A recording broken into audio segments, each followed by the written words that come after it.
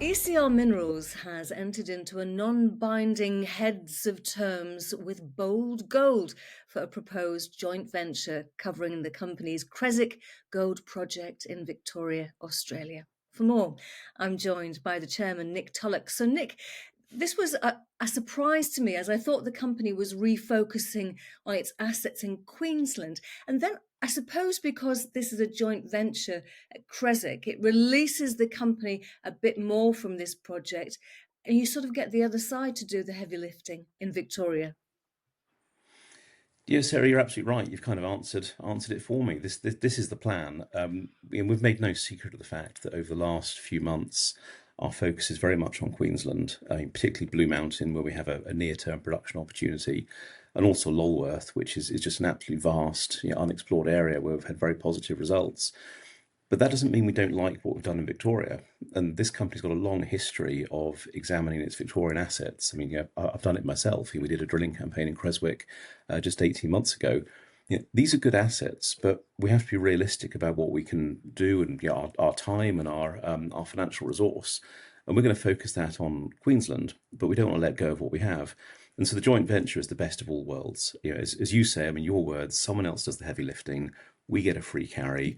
We feel very positive about Creswick, and as and when it turns out to be what we think it can be, we and our shareholders still have an interest. Okay, so explain that free carry comment. How does ECR shareholders benefit? Is it milestone payments, royalties, or does the other party literally put in all the finance and you get rewards in another way? So it's a joint venture whereby they will earn into increasing percentage interests the more they spend, and they're spending money in the ground. So the more exploration they do, the more examination of the area they do, the greater interest they will get, until eventually they get up to 80%, and so ECR will be left with a balancing 20%. At that point, we have a choice. ECR has a choice. We can either pay our way, we can either pay a 20% share of future operations, or we can turn it into a royalty, where essentially we give them full control of the asset, but we would retain a royalty, for example, on production or on proved resource. But I mean, I'm talking a few years in the future. In the near term, there is no financial commitment. ECR will not need to spend a dollar. We're going to be very interested in what Bold Gold do, and then we'll form a joint venture committee. We will help them on license renewals. We'll obviously give them all the data we have. But in terms of our funds will now be devoted to Queensland, and we won't need to spend any more on Creswick. So I understand Bold Gold has started its due diligence. When do you anticipate that the joint venture will be finalised and it kicks off? I'm always loath to give definitive timetables because they tend to come back and haunt you. But this is not a long-term diligence process. The people at Bold Gold are Victorian-based. They're very experienced. It's a team of geologists. They will be able to go through the data, or data, as they say in Australia, very, very quickly. We'll need to put together a joint venture agreement, but the structure that we proposed and set out in the announcement is a very conventional style of mining joint venture. So there's no sort of reinvent the wheel or do anything particularly clever here. This is just two companies with a joint interest in looking to develop a project. So I don't expect it will take a long time at all. And as you said, it allows the ECR to refocus on Queensland. There was an earlier release which talked about the first set of gold results from the Yes. drill sampling at Blue Mountain. So it shows extensive zones of gold mineralization. So just how good are the grades and are they of commercial quality? Well, there's certainly commercial quality. We've said a couple of times that we've started talking to production partners. People are coming to us. Everyone's going to have their own interpretation on what they think of Blue Mountain, but for me, the biggest validation is the fact that third parties want to work with us on that project. These are people operating elsewhere in Australia who have an interest in joint venturing or partnering with us on the production. If anyone's going to know about the quality of the ground and the quality of the project, it's people running existing alluvial resources. I have been working for the last, I suppose, year on the basis that an economic cut-off might be around about zero point 0.3 grams per bank cubic metre.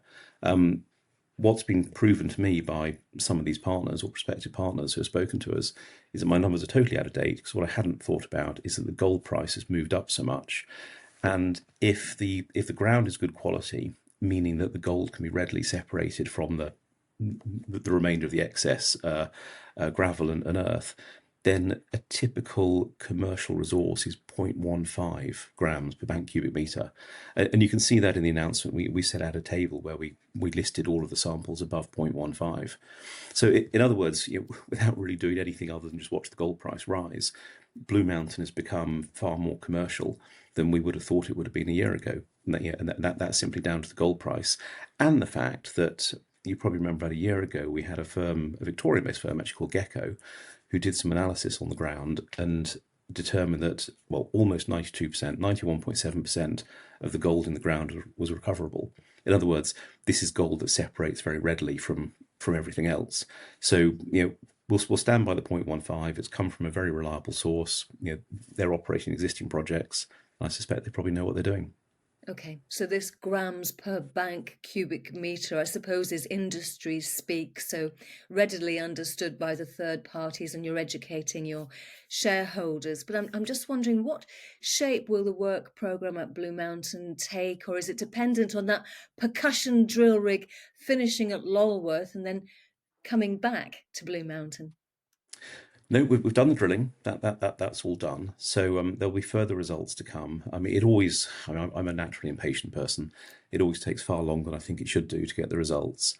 But we did put a map actually in the recent RNS back at the start of this week, and you can see the areas where the drill rig has been essentially traversing large creek flats or old creek flats to determine the extent of the potential gold mineralization. So those results will come back soon. Again, I don't want us to be drawn on a time, because they get sent off to actually a lab in Victoria and then eventually returned back to us. So it always seems to take a little bit longer. But we had the first set of results that was announced at the start of this week. There's more to come, and what that will demonstrate is the extent of the ground.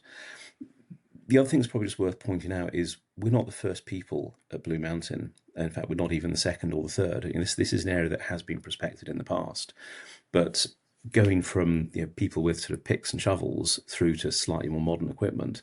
But we are the first people to systematically drill large areas and determine the full extent of what Blue Mountain can do. And not everywhere we're going has been previously mined. It's probably hard to sort of see in the photographs that I sometimes put out, but when you walk across the land, it's full of little pits where you can see people have dug a hole, they've sort of half filled it in. You can see the larger rocks that have been sort of discarded around the hole. So you can see there's a lot of activity. But where we announced our results at the start of this week, this is essentially virgin territory. As far as we can see, this has not been mined. So this is essentially an extension of what we thought Blue Mountain can do. And we've been able to prove that with the drill rig. And in terms of extraction, I'm just thinking shallow alluvial prospects, so low cost extraction. However, investors are focused on the mining license. You might have the grades, you might have this virgin territory, but that near-term production isn't accessible until you get the mining license. And I know you don't like time-sensitive phrases, but how confident are you that you'll get the mining license? I'm confident. We've got a number of things in our favour. The first is that to get a mining licence, you have to prove that the project is commercial. And everything we're seeing, and you can see in the RNSs, everything we're seeing shows this is a commercial project. The second is a big issue in Australia is, of course, native title. Well, Blue Mountain is privately owned. So we're dealing with one landowner, a farmer, who is, frankly, our biggest cheerleader. Thirdly, there's environmental considerations. Blue Mountain's a beautiful area, but the good news is it's not the nesting place of any particular species of birds or any sort of rare wildlife. We will have commitments. We'll need to put the land back together. We'll need to fill in the trenches and fill in the holes, but we're not going to be doing anything particularly disturbing for any wildlife or sort of plants or fauna. And I suppose the other point to look at is Queensland is best known for coal. So when you look at mining licenses in Queensland, I mean, I'm sure people have gone online and they've looked at what's required. Some of the requirements are quite significant because the expectation is you're cutting sort of big holes in the land to mine for coal. We're trenching 3 or 4 meter trenches, it's quite a different process, and these trenches will be readily filled back in. So you can never predict exactly what a regulator is going to do, but all the signs point to the fact that we have a prospect that should be very readily granted a license, and I am confident we'll get it. And you're a very good listener, and you've brought on board two seasoned experts. They are experts in their field. I'm thinking about the quality hire of Mike Parker, seasoned geologist, and Chris Gibbs, a former chief executive of ASX listed American Rare Earths. He's had roles in Barrick Gold. So you're surrounding yourself by people who possibly know a bit more than you do. They totally do. My first ever job, I worked as a lawyer, and the partner I worked for had a sign above his desk. I forget who gave the quote, but it basically said, "Hire people smarter than you and get out of their way." And I've always remembered that. And I suppose I'm also drawn to a sporting analogy. Any business is about putting together a team of people with complementary skills. There's no point hiring clones of yourself. You hire people who know a bit more than you about certain things. And the team we've got, we're now a board of 4. It's a really comprehensive knowledge base. And you're absolutely right. Mike with his geology experience and capabilities, Chris with his large cap mining experience, and Chris is also based in Queensland as well. So the geography really couldn't be better. This is a team that's assembled to do exactly what we've been talking about, bring our projects into production. And from where this conversation started, you can also see that our focus is very much on Queensland. Okay, so it's a lean board, and in fact, since you've been involved with the ECR, the board has been lean. But I'm wondering if it's because it has to. I'm wondering about the cash runway, and what once the money has run out, what are the solutions? What about the Bitcoin treasury strategy? Is that being deployed? Yeah, I'm very Scottish in my thinking, and I was sort of brought up to believe that you don't spend money on things that are frivolous. Our plan at ECR, really right from the time I joined a couple of years ago, is we need to focus the money in the ground. No shareholder's ever going to phone up and congratulate us for paying ourselves big salaries, but they'll absolutely congratulate us if we get projects into production and we start advancing what we have.